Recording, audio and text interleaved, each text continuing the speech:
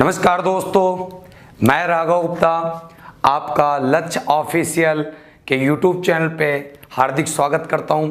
दोस्तों, जैसा कि आप लोगों ने कल हमारी पहली कक्षा भारत के भूगोल की पढ़ी, जो हमने specially MPPSC, MPSI, MP constable और MP में जो जेल वार्डन और मध्य प्रदेश के साथ साथ अदर राज्यों के भी सभी परीक्षाओं के लिए बहुत ही महत्वपूर्ण कक्षा थी। जैसा कि हमने आपको बताया था कि ज्योग्राफी हम लोग पढ़ रहे हैं, जिसमें हम लोग इंडियन ज्योग्राफी पढ़ेंगे, क्योंकि इंडियन ज्योग्राफी बहुत ज़्यादा जरूरी है किसी भी परीक्षा को देखते हुए। ठीक है, तो दोस्तों मैं कहना यही चाहता हूं कि अगर आपको वीडियो पसंद आई हो तो उसको जरूर देखिएगा फिर से, क्योंकि बेस है वो हमारा। और जैसा कि मैंने वर्क दिया था कि आप उस पे सारे राज्य 28 और जो 8 केंद्र शासित प्रदेश थे उनकी स्थिति आपको देखनी थी और उनकी राजधानी लर्न करनी थी।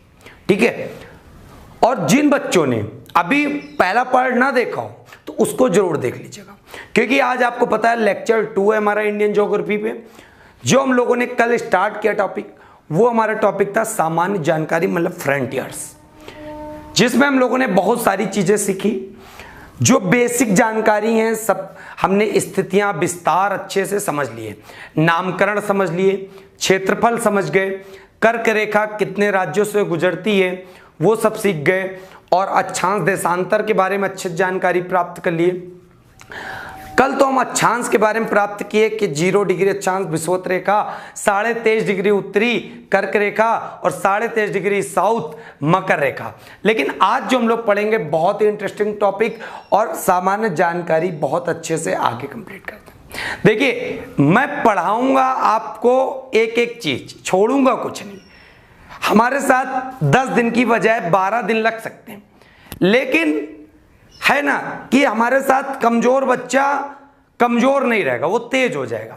और हमारा लक्ष्य ये है कि वो बच्चा भी उसी रेस में आ जाए जहां पर जो बच्चे अपने आप को तेज महसूस कर रहे हैं। ठीक है, तो बिल्कुल भी घबराइएगा माई, बिल्कुल बहुत अच्छे से मैं आपको समझाऊंगा। चलिए, कल हम लोगों ने अच्छे से उतना अध्ययन कर लिया, हमने कहा था अब उसके आगे। तो आज जो आगे हम लोगों को अध्ययन करना है, वो अध्ययन ये करना है कि राज्यों के बारे में आपको पता चल गया। आज हम लोग सबसे पहले देखते हैं पड़ोसी देश। पड़ोसी देश कौन कौन से हैं? ठीक है,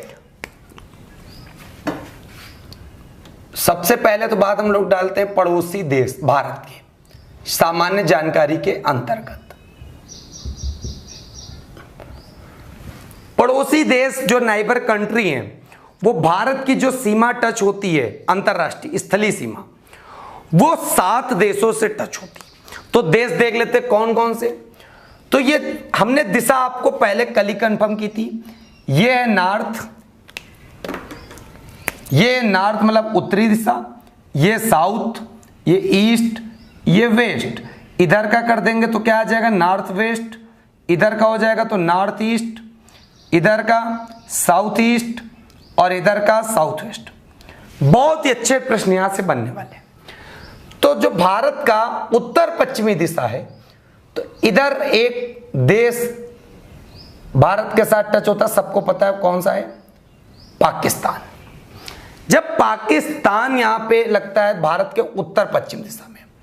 अब ये भारत का और पाकिस्तान के बाद जो पड़ोसी देश है वो कौन सा है? वो है अफगानिस्तान। क्लियर हो गया?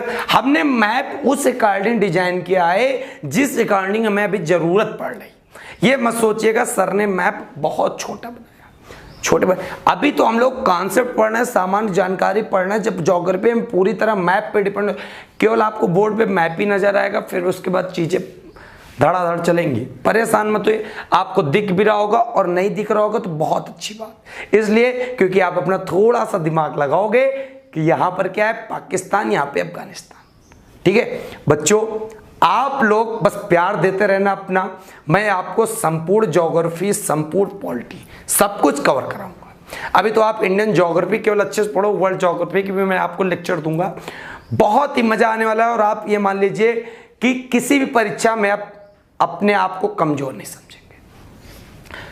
पाकिस्तान उत्तर पश्चिम में, अफगानिस्तान, तो 2 देश ये पड़ोसी देश हो गए। हमने संख्या कितनी बताई है? 7। अब देखते हैं उत्तर में कौन कौन से पड़ोसी देश हैं। तो यहां पर है चीन, चाइना, और ये देश है नेपाल, और ये देश है भूटान। तो इस प्रकार उत्तर में कौन कौन से देश हो गए? 3, चीन, नेपाल, भूटान। 3 2 5। अब बचे 2 देश। तो एक देश है ये, इसका नाम है बांग्लादेश, इसका नाम है बांग्लादेश, और एक देश पड़ता है ये तो हो गया पूर्वी राज्य है, इनसे टच होता हुआ एक देश ये पड़ जाएगा जिसका नाम है म्यांमार। तो आपको यह पता चला कि उत्तर पश्चिम में, नॉर्थ वेस्ट में 2 देश मिले। कौन कौन से? एक मिला पाकिस्तान, एक मिला अफगानिस्तान। 2 देश ये कन्फर्म हुए। क्लियर हो गई बात? अब मैं बता दूं आपको, थोड़ा सा इधर से लिखूं तो जगह हमें ज्यादा मिल जाएगी, इसको हम रब कर दे रहे हैं। ठीक बच्चा? नॉर्थ वेस्ट में 2 देश मिले, 2 पड़ोसी देश। एक मिला पाकिस्तान और एक मिला अफगानिस्तान। फिर बात कर लेते हैं उत्तर में, नॉर्थ में कितने देश मिले? नॉर्थ में मिले चाइना, चीन, दूसरे नंबर पे नेपाल, और तीसरे नंबर पे भूटान। इस प्रकार बच्चों 2 देश नॉर्थ वेस्ट उत्तर पश्चिम की तरफ पड़ोसी देश हैं, 3 उत्तर की तरफ चीन, भूटान, नेपाल। ये पेपर में आते हैं। आप पीसीएस दे रहे हो ना, एमपीपीएससी, एमपीएसआई दे रहे हो, ये मत सोचिएगा कि दिशा किधर से टच होती। सब कुछ मैं पढ़ाऊंगा A to Z बेसिक से, आप मेंस लिखने के लायक हो जाओगे, ये मान लीजिए। फिर यहीं पे बात कर लेते हैं पश्चिम में कि सॉरी पूर्व की तरफ, भारत के पूर्व की तरफ कौन सी देश हैं? एक हो गया आपका बांग्लादेश और दूसरा हो गया म्यांमार। क्लियर हो गई बात? तो इस प्रकार बच्चों आपको कितने पड़ोसी देश दिख रहे हैं? टोटल 7। तो एक तरह से कह सकते हो भारत के स्थल से लगने वाले पड़ोसी देशों की संख्या कितनी है? 7। पाकिस्तान, अफगानिस्तान, चीन, नेपाल, भूटान, बांग्लादेश, म्यांमार। तो उम्मीद करते हैं आपको इतना समझ में आया होगा। 7 पड़ोसी देश आपको आसानी से समझ में आ गए। अब देखते हैं किस पड़ोसी देश के साथ कौन कौन से राज्य टच होते हैं, क्योंकि पेपर में प्रश्न आता है निम्नलिखित देश के साथ भारत के कौन से के राज्य की सीमा नहीं लगती है। ठीक है, तो पाकिस्तान के साथ देख लेते हैं। अब ये आपको कब समझ में आएगा? तब आपको लोकेशन यहां पे पता होंगी।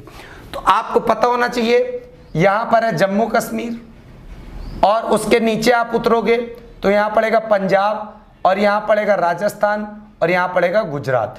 तो पाकिस्तान से टच होने वाले 4 राज्य कौन कौन से? जम्मू कश्मीर, फिर पंजाब, मैं 60 में लिखता हूं बच्चा, ये हमेशा याद रखिएगा। थ्योरेटिकल मैं नहीं पढ़ा पाऊंगा कि पूरा पूरा मैं लिखूं। जम्मू कश्मीर, पंजाब, राजस्थान और गुजरात, तो 4 राज्य। अब एक बार आईएएस की 2002 या 3 में पेपर में आया था, पाकिस्तान से लगने वाले राज्य उत्तर से दक्षिण का क्रम लगाओ। तो उत्तर से दक्षिण का क्रम यही बिल्कुल सेम टू सेम है, जम्मू कश्मीर, पंजाब, राजस्थान, गुजरात, नो डाउट। आप एक बार मैप देखोगे बिल्कुल रट जाएगा। तो उम्मीद करते ये समझ में आ गया होगा। अब बात करते हैं अफगानिस्तान से। तो आपने देखा अफगानिस्तान से केवल एक देश टच होता है, कौन सा? वो टच होता है बच्चा जम्मू एंड कश्मीर। फिर बात देखते हैं जो उत्तर दिशा की ओर 3 देश टच हुए, एक टच हुआ। देखो बच्चा, हमने यहां पे 1 2 1 2 3 1 2 इसलिए लिख दिया, चाहते तो 4 5 6 7 भी लिख सकते थे, लेकिन बच्चा हम उस तरह नहीं बताए इसको, हमने इसको दिशा वाइज बता दिया, तो इसीलिए आप समझ जाना। और इतने तो समझदार हो ही कि इसको काउंट कर लोगे, 2 इधर 3 इधर और 2 उधर, 3 2 5 5 2 7। अफगानिस्तान से जम्मू एंड कश्मीर की सीमा टच होती। चाइना से देख लेते हैं, तो चाइना से पूरी ये बेल्ट याद रखिएगा जो पर्वतीय क्षेत्र के हिमालय वाली, ठीक। जम्मू कश्मीर यहां पड़ता है हिमाचल प्रदेश, और ये पड़ता है आपका यूके उत्तराखंड, और ये पड़ता है यूपी, और यहां पड़ेगा आपका सिक्किम। ये जो एरिया निकला हुआ है यहां पे मैं लिखे दे रहा हूं, समझ जाइएगा, सिक्किम, और यहां पे अरुणाचल प्रदेश। तो मैं आपको यूपी अभी यहां पे काम हटा दूं, केवल पर्वतीय वाले राज्य देखते, चाइना से टच होने वाले। तो चाइना से टच होने वाले राज्य कौन कौन से हैं? जम्मू कश्मीर, कामा हिमाचल प्रदेश, कामा उत्तराखंड, कामा सिक्किम, और कामा अरुणाचल प्रदेश। तो उम्मीद करते हैं आपको ये भी समझ में आया होगा अच्छे से। फिर बात करते हैं नेपाल से टच होने वाले राज्य। तो नेपाल से टच होने वाले राज्य आपको दिख ही रहे हैं बिल्कुल अच्छे से। एक तो आपको दिख रहा है उत्तराखंड, यूपी, और यहां पे बिहार की भी सीमा टच हो जाती है नेपाल से, ठीक है, और सिक्किम है, और ये वाली जो सीमा यहां तक का जाती है दार्जिलिंग की, ये पश्चिम बंगाल की, और यहां पे असम है, और यहां पे मेघालय। पूरा का पूरा हम अच्छे से आपको बता रहे हैं। तो नेपाल से टच होने वाले राज्य कौन कौन से हैं? उत्तराखंड, यूपी, बिहार, सिक्किम, पश्चिम बंगाल। क्लियर हो गई बात। अब बात कर लेते भूटान से टच होने वाले। तो भूटान से टच होने वाले देश राज्य आपको समझ में आ रहे होंगे। इधर है आपका क्या? सिक्किम, और इधर है अरुणाचल प्रदेश, यहां पर है असम, यहां पर है पश्चिम बंगाल। तो कौन कौन से देख लो बच्चा?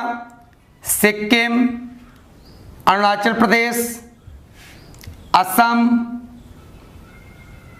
और पश्चिम बंगाल। तो उम्मीद करते हैं आपको ये भी समझ में आया होगा। अब बात कर लेते हैं बांग्लादेश से टच होने वाले राज्य कौन कौन से। तो बांग्लादेश से टच होने वाले राज्य बहुत सिंपल हैं। ये एक राज्य पड़ता है त्रिपुरा। त्रिपुरा एक ऐसा राज्य है जो बांग्लादेश से तीनों ओर से घिरा हुआ है, 3 ओर से घिरा हुआ है। कौन से हैं? पश्चिम बंगाल, असम, मेघालय, इधर हो जाएगा त्रिपुरा, और यहां पे हो जाएगा मिजोरम। तो इस प्रकार बांग्लादेश से टच होने वाले सभी राज्य हमने बता दिए। अब लास्ट बचा है म्यांमार से टच होने वाले राज्य बताओ। बहुत सरल है। इधर म्यांमार देश है, और ये 4 क्रम आप याद कर लो। अरुणाचल प्रदेश, नागालैंड, मणिपुर, मिजोरम। अरुणाचल प्रदेश, नागालैंड, मणिपुर, मिजोरम। याद हो गया? अरुणाचल प्रदेश, नागालैंड, मणिपुर और मिजोरम। बच्चा देखो, अगर हमने 60 में 2 अक्षर में लिखा तो सबको समझ में आ गया ना। और एक चीज याद रखिएगा, आप जब गाड़ी कोई लेते हैं, गाड़ी के नंबर में जो होते हैं, जब किसी स्टेट का नाम लिखा जाता है तो वो 60 में 2 अक्षरों मात्र लिखा जाता है, वही वाला हाल। और जितना 60 समझने की कोशिश करिएगा, देखो नोट्स बनाओ 60 में और लिखो उसकी पूरी व्याख्या करके, गारंटी मानो आप मेंस तभी लिख पाओगे। अगर आप मेंस लिखना चाहते हो और आप पूरा थ्योरी नोट्स बना रहे हो, वो भी प्री जैसे एग्जाम को क्वालिफाई करने के लिए, तो बहुत आप 60 में चीजों को अपना एक कलेक्शन बनाओ। 4 पन्ने की चीज को 1 पन्ने में समाहित करो, उसके बाद 1 पन्ने से निकालो, ठीक, तब मजा आ जाएगा। तो उम्मीद करते हैं इतनी बात आपको समझ में आई होगी। अब यहां पे बात करते तो पड़ोसी देश 7 हो गए जिनकी स्थली, तो यहां पे ये भी लिख लो आप लोग, स्थलीय सीमा, स्थलीय सीमा जिससे लगती है पड़ोसी देशों की, ठीक। अंतरराष्ट्रीय सीमाएं 7 पड़ोसी देश हैं। अब पेपर में आता है कि पाकिस्तान जो है 4 राज्यों से टच होता, तो सबसे ज्यादा किस राज्य से टच होता? तो मैं गोला करे दे रहा हूं, उससे आप लोग अच्छे से समझ जाओगे सबसे ज्यादा किससे टच होता। तो पाकिस्तान जो सबसे ज्यादा टच होता है वो राजस्थान से टच होता है, मतलब सबसे ज्यादा सीमा जो बनती है पाकिस्तान की वो राजस्थान से बनती है। ठीक है, अफगानिस्तान में तो एक ही है जम्मू कश्मीर, तो सिंपल सी बात, जितनी सीमा होगी चाहे ज्यादा हो चाहे कम हो चाहे टोटल हो, एक ही राज्य से लगनी है अफगानिस्तान की। कौन सा है? वो है जम्मू कश्मीर। इसमें तो कुछ बताना नहीं। चाइना की जो सबसे ज्यादा सीमा लगती है वो लगती है जम्मू कश्मीर से। गोले का मतलब क्या है? सबसे ज्यादा सीमा किससे लगती है?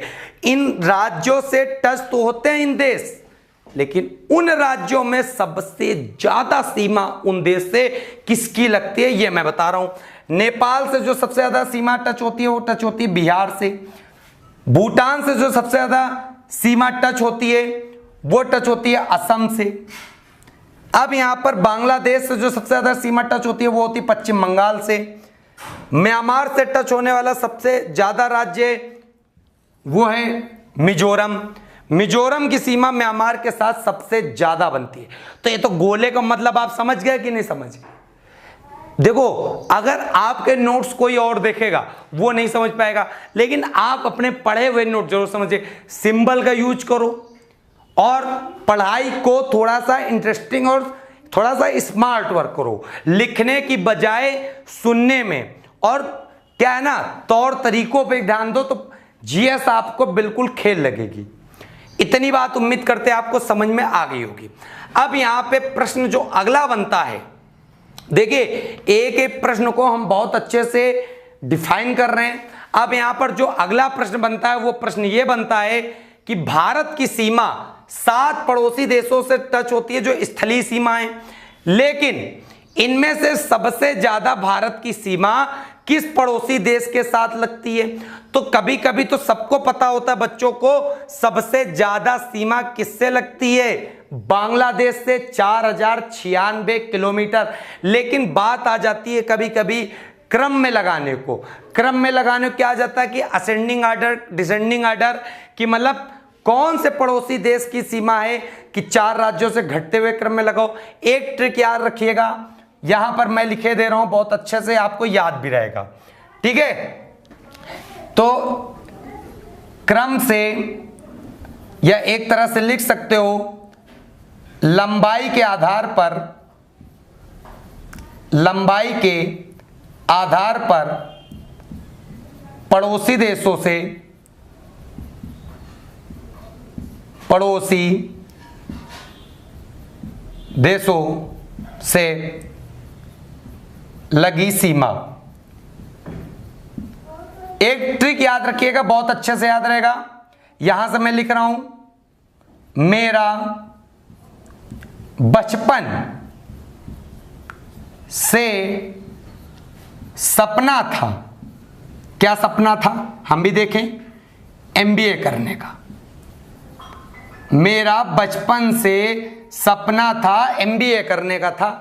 ठीक है, लेकिन बचपन हम यहां पे हिंदी में नहीं लिखे ना, एमबीए हमने हिंदी में लिखे, बाकी सारे टर्म हमने क्या लिखे? हिंदी में, और ये दोनों टर्म हमने लिखे इंग्लिश में। तो ये तो याद हो गया, कुछ नहीं करना। पहले तो सारे हिंदी वाले टर्म हटा दो। मेरा हट गया, से सपना हट गया, था हट गया, करने का हट गया। अगर मैं डायरेक्ट याद कराता तुमको BCPN MBA, कभी ना याद होता, होता ना होता। लेकिन मेरा बचपन से सपना था MBA करने का, लेकिन बन गया मैं आपको ज्योग्राफी पढ़ाने वाला मास्टर। ठीक, तो बचपन और MBA, तो इसको अगर मैं बिगाड़ के यहां पे ऐसे लिख लूं तो पूरा अच्छे से सीक्वेंस बन जाएगा, और आपको समझाने के लिए मैंने बता दिया था वो।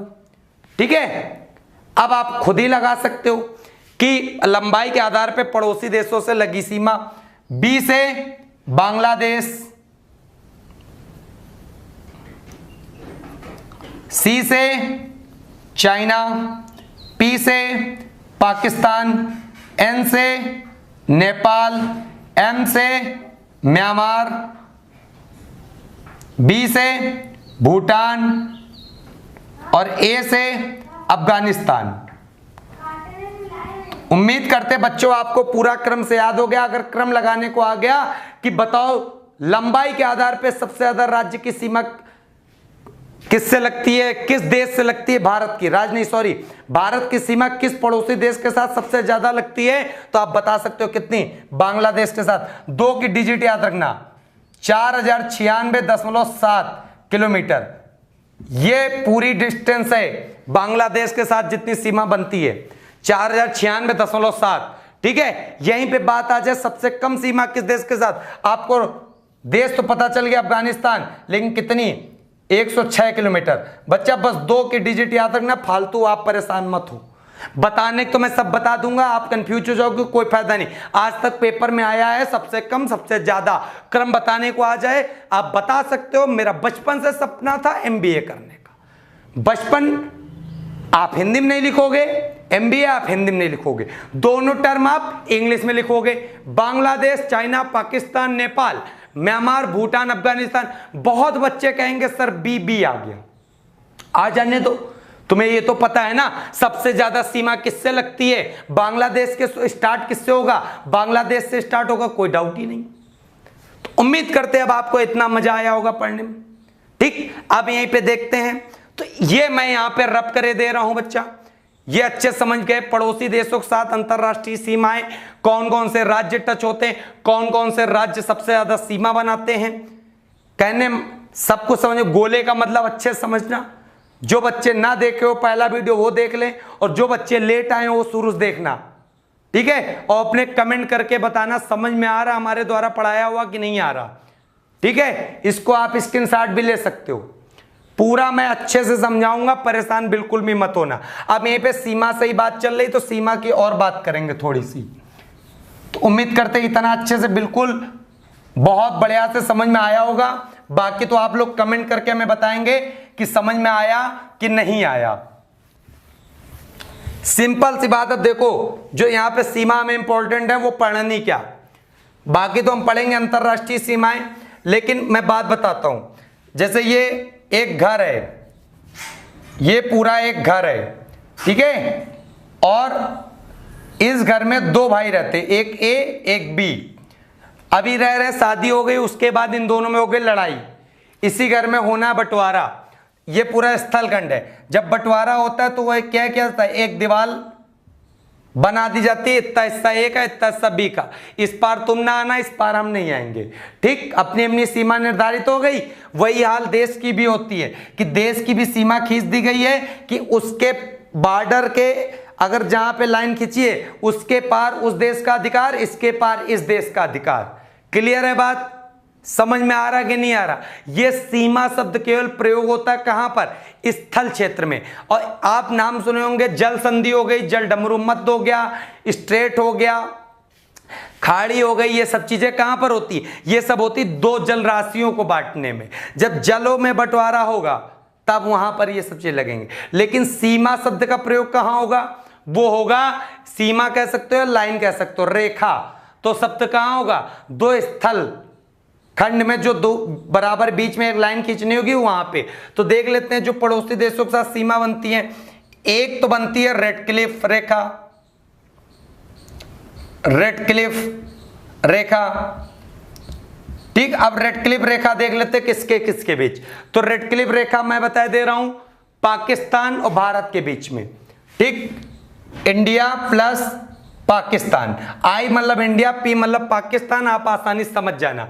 अब बात आती है रेडक्लिफ रेखा का निर्धारण कब हुआ। सिंपल सी बात है, जब 3 जून 1947 को माउंटबेटन योजना के आधार पे यह घोषणा की गई थी, भारत को 2 अधिराज्यों में बांट दिया जाएगा। 2 अधिराज्य मतलब डोमिनियन स्टेट कौन कौन से थे, India and Pakistan. India and Pakistan तो दोनों अलग कब हुए, 15 अगस्त 1947 को। सिंपल सी बात है, रेडक्लिफ रेखा का निर्धारण या रेखा कब खींची गई, यह रेखा खींची गई 1947 में, एबी पेपर में आ चुका है।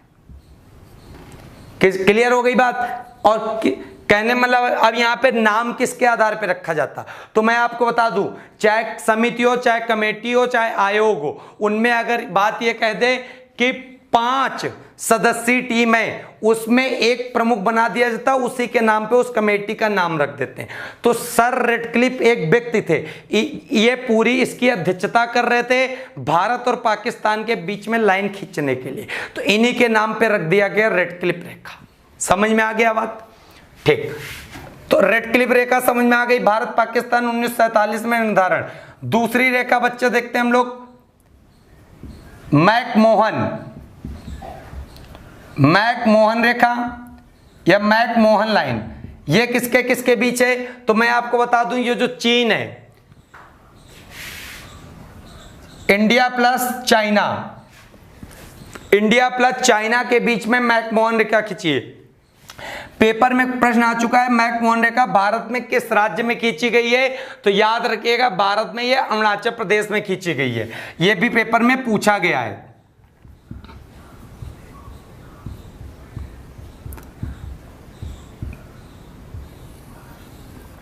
अब बात आती है मैकमोहन रेखा का निर्धारण कब हुआ था? तो मैकमोहन रेखा का निर्धारण हुआ था 1914 में शिमला समझौता के दौरान।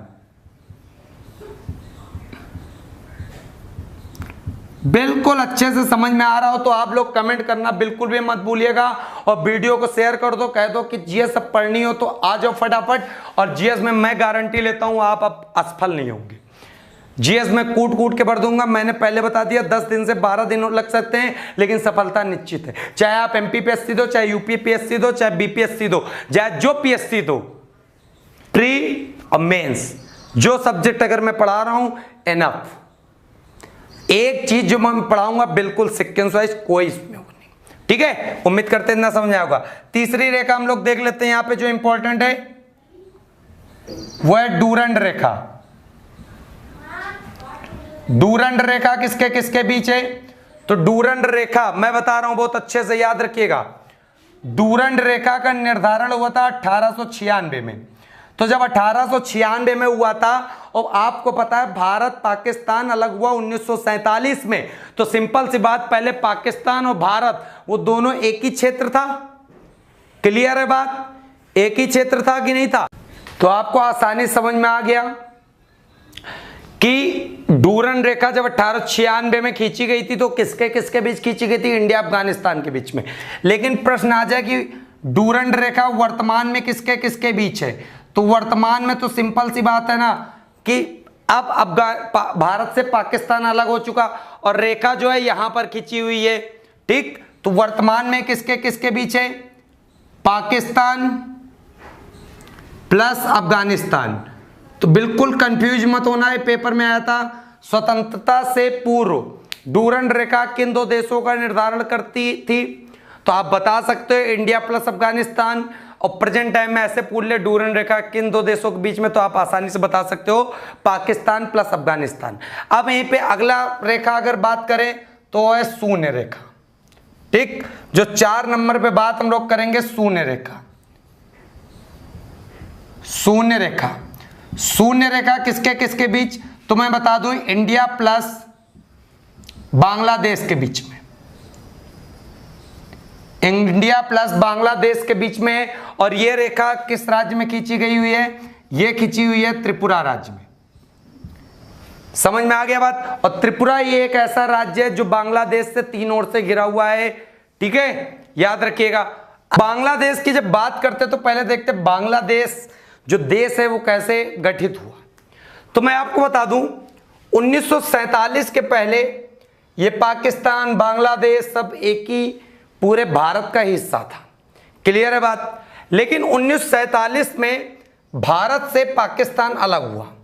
तो जब पाकिस्तान अलग हुआ तो पाकिस्तान 2 भागों में बटा था। एक बटा था पश्चिमी पाकिस्तान, एक बटा था पूर्वी पाकिस्तान। ठीक है, 1947 में। अब इस तरह क्यों बटा? क्योंकि इधर भी मुस्लिम क्षेत्र था और इधर भी मुस्लिम क्षेत्र था, और ज्यादातर मुस्लिम भाइयों ने क्या कहा कि हम पाकिस्तान में रहना चाहते हैं। उस समय जो नियम बना था कि जो व्यक्ति जिस देश में रहना चाहता उस देश में वो रह सकता, कोई जरूरी नहीं वो भारत में ही रहे, कोई जरूरी नहीं वो पाकिस्तान में रहे। जिसकी जो इच्छा थी वहां पे। तो इधर वाला सिंपल सी बात, दिशा ही आपको पता चल रही होगी क्या है, पश्चिमी, इधर पूर्वी। तो पूर्वी पाकिस्तान जो था वही प्रेजेंट टाइम में क्या नाम जाना जाता है, वही उसी को प्रेजेंट टाइम में कहते हैं बांग्लादेश। इसीलिए एक पेपर में प्रश्न पूछा जाता है कि बांग्लादेश का पूर्व नाम क्या था। तो पूर्व नाम आप बता सकते हो, पूर्व नाम क्या था, पूर्वी पाकिस्तान, मतलब ईस्ट पाकिस्तान। अब यह नाम पड़ा कब, अपना 1947 में तो पाकिस्तान ये भी हो गया, ये भी हो गया, लेकिन 1971 में बांग्लादेश ने पाकिस्तान से मांग की कि अब हमको यहाँ के जितने निवासी थे कि हमको एक अपना अलग देश चाहिए, अलग कंट्री चाहिए। तो 1971 में ये पूर्वी पाकिस्तान से बदल के क्या हो गया, बांग्लादेश। तो पूर्वी पाकिस्तान प्रेजेंट टाइम में जो है वो बांग्लादेश है, और बांग्लादेश का जो पूर्व नाम है वो क्या है, पूर्वी पाकिस्तान। तो उम्मीद करते हैं ये आपको अच्छे समझ में आया होगा। तो शून्य रेखा इंडिया प्लस बांग्लादेश के बीच में जो त्रिपुरा राज्य में खिंची हुई है। तो इस प्रकार आपको ये सारी सीमाएं भी समझ में आई, जो 4 सीमा प्रेजेंट टाइम में यहाँ पे लगती हैं, प्रमुख स्थली वाली, ठीक है, ये हमने सब बता दिया आपको। अब पड़ोसी देश की अगर मैं बात करूं तो पड़ोसी देश तो ये हो गए सारे स्थली वाले। अगर बात करें हम लोग जली, तो श्रीलंका भी है, यहाँ थाईलैंड है, इंडोनेशिया है, म्यांमार है, मालदीव है, ये सारे पड़ोसी देश हैं, ये जली सीमा से टच होते हैं। लेकिन जलीय और समुद्र स्थली दोनों टच होते हैं, वो है पाकिस्तान जो यहाँ कच्छ खाड़ी पास, बांग्लादेश, म्यांमार, ये सारे जो हो गए देश, ये सारे स्थलीय और जलीय भी हैं। तो यहां पे बात करते हैं ये जो है श्रीलंका। तो श्रीलंका से भी देख लेते हैं कौन कौन सी सीमा लगती। तो श्रीलंका से और ये जो तमिलनाडु राज्य है और ये श्रीलंका, इसके बीच में ये जो है ये एक ब्रिज है, इस ब्रिज का नाम है आदम ब्रिज, आदम ब्रिज। और ये जो आदम ब्रिज है इसके उत्तर में पाक स्ट्रेट या पाक जल संधि कह सकते हो, और आदम ब्रिज के दक्षिण में मन्नार की खाड़ी है, मन्नार की खाड़ी है। क्लियर हो गई बात। जो आदम ब्रिज है वो किसके किसके बीच में आपको पता चल गया, इंडिया प्लस श्रीलंका। अब डीप में प्रश्न आ रहा कि इंडिया में तो है, इंडिया में किस राज्य में है, किस राज्य से श्रीलंका की सीमा टच होती है, तो आप बता सकते हो तमिलनाडु से। तो उम्मीद करते हैं आपको ये भी समझ में आ गया होगा अच्छे से। और आदम ब्रिज के उत्तर में क्या है, पाक जल संधि जिसको पाक स्ट्रेट के नाम से कहते हैं, और आदम ब्रिज के दक्षिण में क्या है, मन्नार खाड़ी, ठीक। और पेपर में प्रश्न आता है पाक स्ट्रेट किन दो देशों को अलग करती है या जोड़ती है, तो भारत और श्रीलंका के बीच में, मन्नार खाड़ी भारत और श्रीलंका के बीच में। यह आसानी से बिल्कुल अच्छे से समझ में आ गया। इसी आदम ब्रिज पर एक द्वीप स्थित है जिसका नाम है पंबन द्वीप, पंबन द्वीप। बहुत आसानी से सब मजे से समझो, सब अच्छे से समझ में आएगा, परेशान बिल्कुल मत हो। अब बात कर ली हमने पड़ोसी देशों का, पूरी बात करते इसके तटीय राज्य और स्थलीय सीमा की। तो अगर जब स्थलीय बात करेंगे तो स्थलीय मतलब ये पूरा क्या है, लैंड फॉर्म है, और यहाँ पे क्या है, इसके किनारे वाले क्या है, कोस्टल एरिया मतलब तटीय। तो स्थलीय सीमा की लंबाई इसकी कितनी है, स्थलीय सीमा की लंबाई कितनी है, स्थलीय सीमा पूरी कितनी है, मतलब भारत की स्थलीय सीमा कितनी है। तो भारत की स्थलीय सीमा याद रखना 15,200 किलोमीटर। क्लियर हो गई बात। इतनी बात उम्मीद करते हैं आपको समझ में आ गई होगी। अब यहीं पे बात करते हैं हम लोग आगे, इसको हम रब करे दे रहे हैं, ठीक है। ये श्रीलंका के साथ जो टच होता तो हमने आपको अच्छे से बता दिया। अब यहाँ पे बात करते हैं थोड़ा सा तटीय राज्यों की। ये हो गया गुजरात, यहाँ पे महाराष्ट्र, और यहाँ पे आपका छोटा सा गोवा, और ये गोवा है तो ये क्या है, कर्नाटका, कर्नाटका केटी लिख दिया हमने। और ये क्या है, ये है केरला। और इधर वाला क्या है, तमिलनाडु। और ये आंध्र प्रदेश। ठीक है, अब बांग्लादेश काम खत्म हो गया तो यहां पे हम रफ करे दे रहे हैं। आंध्र प्रदेश के ऊपर बढ़े तो ये क्या मिला हमें, उड़ीसा। और ये वाला तो आपको पता ही है, पश्चिम बंगाल। तो ये जो ब्लू लाइन खींची हुई है, ये पूरा हमारा तटीय क्या है,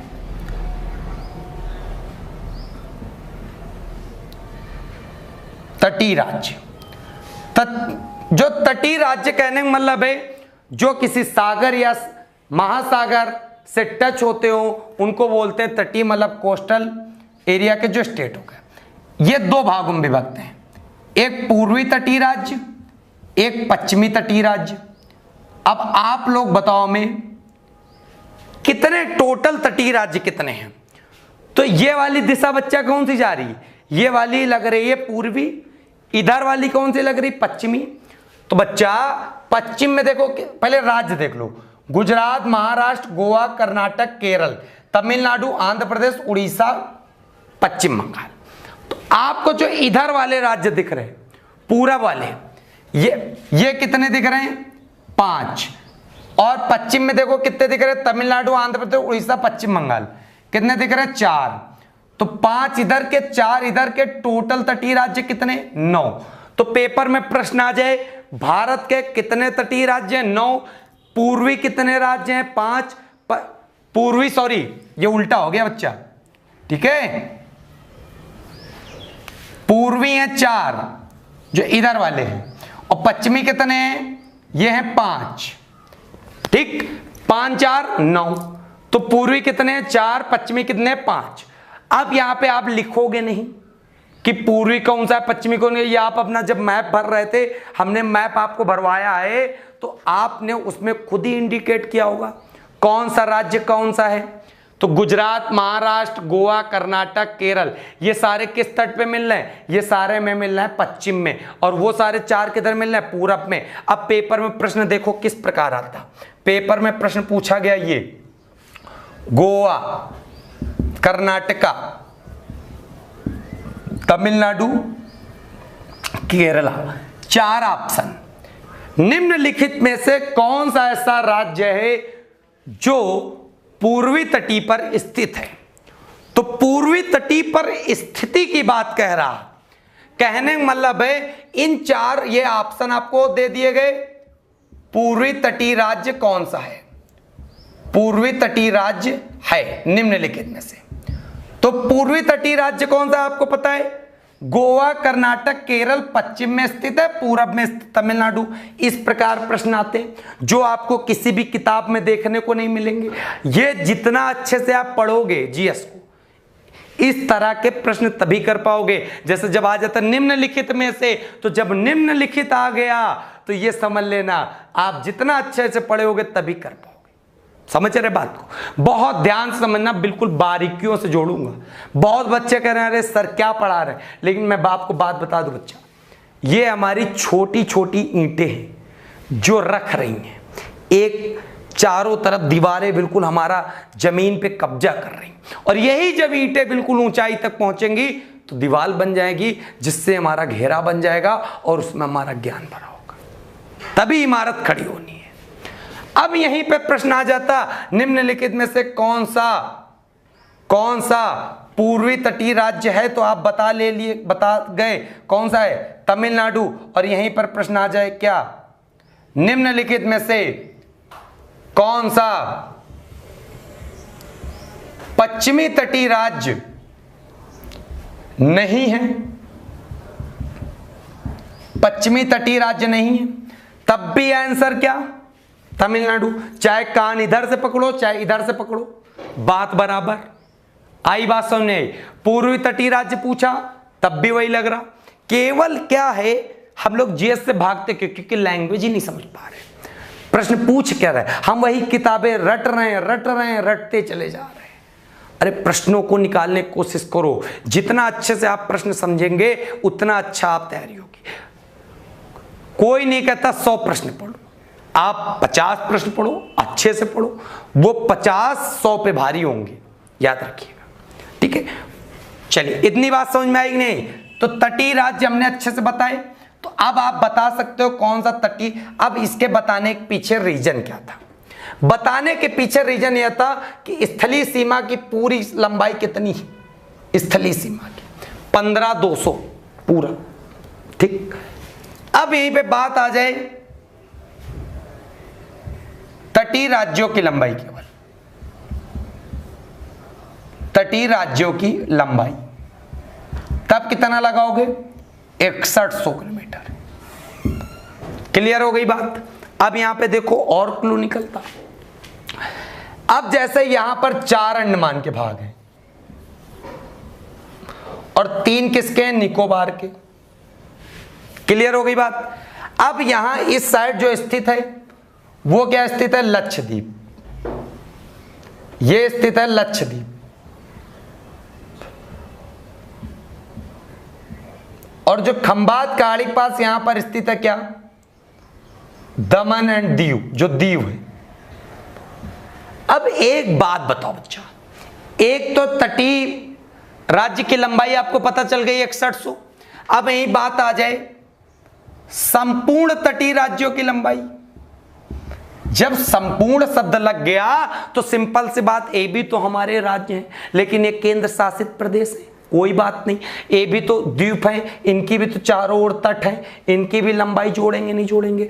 तब कितनी हो जाएगी? 7516.6 किलोमीटर। क्लियर बात?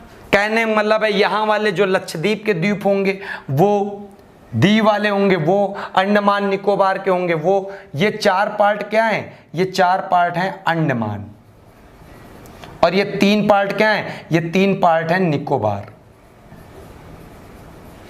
क्लियर हो गई बात? समझ में आ रहा ना अच्छे से? तो कहने का मतलब है संपूर्ण तटीय इतना, तटीय राज्यों कितना? इतना।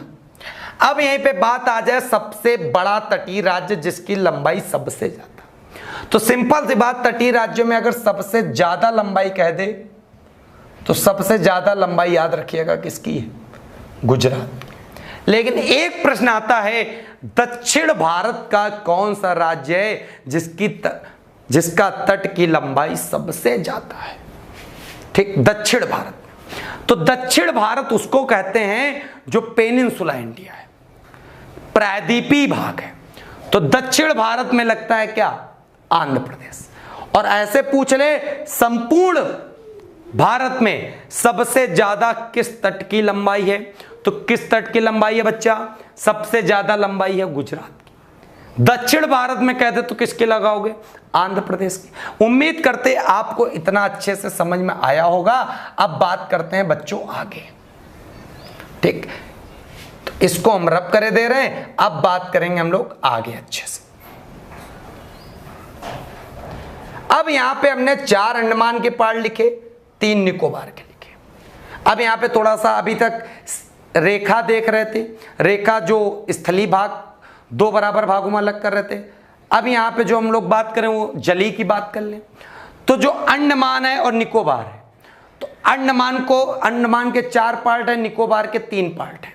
वो पार्ट देखो कौन कौन से। अंडमान का पहला जो पार्ट है उसको कहते हैं नॉर्थ अंडमान, इसको कहते हैं मिडिल अंडमान, इसको कहते हैं साउथ अंडमान, और इसको कहते हैं लिटिल अंडमान। 4 अंडमान के पार्ट हैं, याद रखिएगा। North, middle, south, little. बहुत बच्चे गलती क्या करेंगे? साउथ मतलब दक्षिणी वो लगा देंगे नीचे, गलत। नीचे सबसे लिटिल है, साउथ ऊपर है। ये है निकोबार के पार्ट। ये कौन कौन से पार्ट हैं? ये है कार निकोबार, ये है लिटिल निकोबार, और ये वाला कल तो हमने बताया ही था, ग्रेट निकोबार। क्लियर बात? अब मैं बात बता दूं आपको, भारत से तो कर्क रेखा गुजरती थी, उसके नीचे से क्या गुजरती थी? उसके नीचे से गुजरती थी। वो कौन सी रेखा थी? वो रेखा थी विषुवत रेखा। विषुवत मतलब इक्वेटर, मतलब भूमध्य रेखा, कुछ भी आप कह लो। और भारत का अंतिम बिंदु जो था वो क्या था? वो था इंदिरा पॉइंट। इंदिरा पॉइंट कहां पे स्थित था? वो स्थित था ग्रेट निकोबार में। एक पेपर में प्रश्न आता भारत के अंतिम बिंदु से भूमध्य रेखा के बीच की दूरी कितनी है, तो आप आसानी से बता दीजिएगा 876 किलोमीटर। 876 किलोमीटर भारत के अंतिम बिंदु और भूमध्य रेखा के बीच की दूरी है, याद रखिएगा। ठीक, अब यहीं पे बात करते हैं, जैसे अभी सीमा रेखा की बात कर लिए, अब यहीं पे बात कर लेते हैं हम लोग क्या, चैनल की। चैनल जब दो जल राशियों को अलग करता, तो आपको पता है विषुवत रेखा का कितना अक्षांशीय विस्तार होता था, 0 डिग्री। जब 0 डिग्री के ऊपर बढ़ते थे 1 degree, 2 degree, 3 degree, 4 degree, 5 degree, ऐसे होता था। ठीक, तो आपको पता है यहां पर पहुंचते थे तो कितना आता था, 6 डिग्री 4 मिनट। यहां पे पहुंचते थे कितना आता था, 8 डिग्री। तो सिंपल सी बात, अगर उसके ऊपर जाएंगे, ये भले चित्र में मैंने नीचे बना दिया, लेकिन अगर ये ऊपर है, मैं बोर्ड के हिसाब से आपको पढ़ा रहा हूं, सिंपल सी बात, ये थोड़ा सा ऊपर है यहां पर। ठीक है, तो एक यहां पे चैनल है जिसका नाम है 10 डिग्री। 10 डिग्री, तो देखो मैंने लाइन किसके बीच खींची है, 10 डिग्री चैनल। 10 डिग्री चैनल किसके बीच में मैंने लाइन खींची है, तो याद रखिएगा, इधर मैं लिख दूं तो ज्यादा बढ़िया लगेगा, 10 डिग्री चैनल। तो 10 डिग्री चैनल किसको किसको अलग करता, तो आपको पता चल गया, अंडमान को और निकोबार को। क्लियर है बात, अंडमान को और निकोबार को। अंडमान की और निकोबार की राजधानी क्या, पोर्ट ब्लेयर। पेपर में आता पोर्ट ब्लेयर किस अंडमान में स्थित है, तो आप बता सकते हो किस अंडमान में स्थित है, ये स्थित है साउथ अंडमान में। दक्षिणी अंडमान में अंडमान निकोबार द्वीप समूह की राजधानी स्थित है, उसका नाम क्या, उसका नाम है पोर्ट ब्लेयर। आप इस भी याद रखिएगा, बहुत इंपॉर्टेंट प्रश्न। बाकी पर्वतों के बारे में तो मैं बताऊंगा बाद में, सैडल पीक, जो मैं पढ़ाऊंगा वो जरूरी चीजें एक चैप्टर में वहीं पर रिलेट होंगी। ठीक है, तो 10 डिग्री चैनल किसको किसको अलग करता है, अंडमान और निकोबार को। अब यहीं पे बात कर लेते हैं, इधर है लक्षद्वीप। तो जब इधर लक्षद्वीप है तो यहाँ पर देख लेते हैं, यहाँ पर एक देश पड़ता है बेटा, उसका नाम है मालदीव। और मालदीव के ऊपर बढ़े तो यहाँ पर पड़ता है मिनिकाय, और मिनिकाय के ऊपर पड़ता है यहाँ पर लक्षद्वीप। तो इतना आपको भी याद रखना है, इस साइड जो अरब सागर में स्थित है, अरब सागर में स्थित जो यूनियन टेरिटरी स्टेट है वो है लक्षद्वीप, और बंगाल खाड़ी में स्थित है अंडमान निकोबार। और 10 डिग्री चैनल पता चल गया, अंडमान और निकोबार के बीच में स्थित है। यहीं पर आप याद रखिएगा एक डक्कन पास, डक्कन पास जो स्थित है साउथ अंडमान और लिटिल अंडमान के बीच में। ठीक, डक्कन पास जो स्थित है वो साउथ अंडमान और लिटिल अंडमान के बीच में, डक्कन पास। ये सारे पेपर में बहुत मस्त पेपर पढ़ोगे आप। अब ये अंडमान पूरे हैं, और अंडमान और ये पड़ता था म्यांमार, म्यांमार देश, और अंडमान और म्यांमार के बीच में एक है कोको चैनल। कोको चैनल, तो कोको चैनल किसके किसके बीच बच्चा स्थित है, म्यांमार और प्लस अंडमान के बीच में। ज्यादा डीप क्वेश्चन पूछ ले तो म्यांमार प्लस उत्तरी अंडमान के बीच में। क्लियर हो गई बात। तो 3 चैनल आपके इंपॉर्टेंट, 10 डिग्री, डक्कन पास, कोको चैनल। अब यहां पे बात करते हैं लक्षद्वीप, मिनिकाय, मालदीव।